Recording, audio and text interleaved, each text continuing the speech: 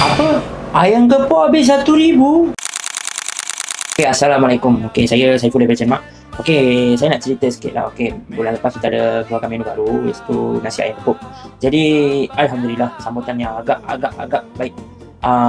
Kita start ada pada 9 hari bulan 5 sampai 31 hari bulan 5. Kita habis terjual sebanyak 1,200 paket lah.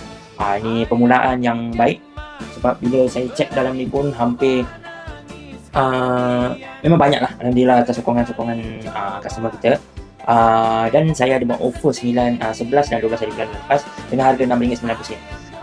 Okay, disebabkan first month dah jadi charge record lah. Jadi saya tengah plan, kita nak bagi offer tu sekali setiap sebulan. Jadi kemungkinan saya akan update bila tu saya akan bagi. Sebulan tu saya akan bagi satu hari lah. Satu hari tu memang RM6.90 kita bagi. Nanti saya akan fix bila date tu. Nanti saya akan update dekat TikTok atau Instagram saya. Dan jangan lupa follow Instagram kita orang, TikTok dan YouTube ada, Facebook ada. Follow, nanti kita akan update everything pasal channel. Okay, terima kasih. Assalamualaikum.